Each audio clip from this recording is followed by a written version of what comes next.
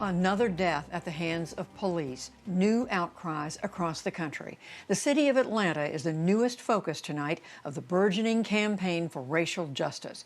William Brangham begins our coverage. Hundreds of protesters turned out in downtown Atlanta this morning, marching against police brutality and demanding change. The flashpoint was the fatal shooting 3 days ago of Rayshard Brooks, a 27-year-old black man, by a white police officer. Chastity Evans is Brooks's niece. Not only are we hurt, we are angry. When does it stop? We're not only pleading for justice, we're pleading for change. On Friday night, police answered a call that Brooks was asleep in his car in a Wendy's drive-through lane. What began as a calm encounter escalated when police tried to arrest Brooks for drunk driving. Brooks struggled and fought with the officers, then ran away with what appeared to be one of the officers' taser guns. One of the officers shot him twice in the back. Atlanta's police chief, Erica Shields, resigned the day after the shooting.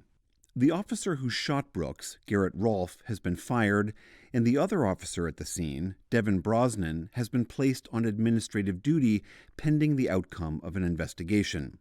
Atlanta's district attorney said he'll decide this week whether to file any criminal charges.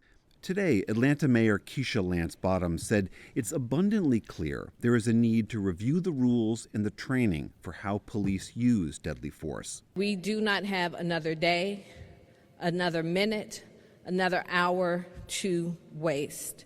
It's very clear that our police officers are to be guardians and not warriors within our communities. Brooks's killing fueled new fury throughout the weekend, with thousands of people protesting in Atlanta and elsewhere. People are done waiting for change, and everybody's standing together, everybody's walking, everybody's making noise. We just want to be heard.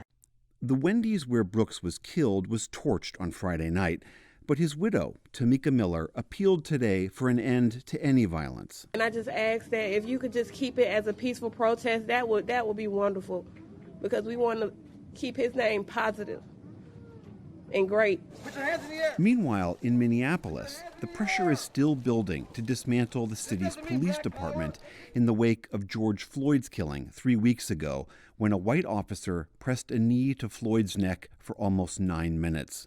Yesterday, Democratic Minnesota Congresswoman Ilhan Omar insisted the Minneapolis Police Department needs a complete overhaul. You can't really reform a department that is rotten to the root. What you can do is rebuild. Elsewhere, protesters in Seattle are still occupying a small part of the city's Capitol Hill neighborhood after police abandoned their precinct there a week ago in an effort to ease tensions. Storefronts are boarded up and covered in graffiti, and barricades mark the borders of the roughly 6-block so-called Capitol Hill Autonomous Zone. President Trump said today if local officials won't retake the area, he'll deploy the National Guard to do so. And in Southern California, the families of 2 young black men are demanding investigations after the two were found hanging from trees 50 miles apart in recent days. Both their deaths were initially ruled suicides, but relatives say they fear the men were lynched. Alex Villanueva is Los Angeles County Sheriff. We'll answer all the questions, and we'll give full closure to what happened here. I reached out to Attorney General Javier Becerra, and they are now going to provide a monitor and review all of our investigation to make sure we didn't leave any rock unturned. All this comes as the United Nations Human Rights Council in Geneva has announced plans to debate systemic racism and police brutality in the U.S. and elsewhere on Wednesday. Concerns about that brutality triggered solidarity protests around the world over the weekend.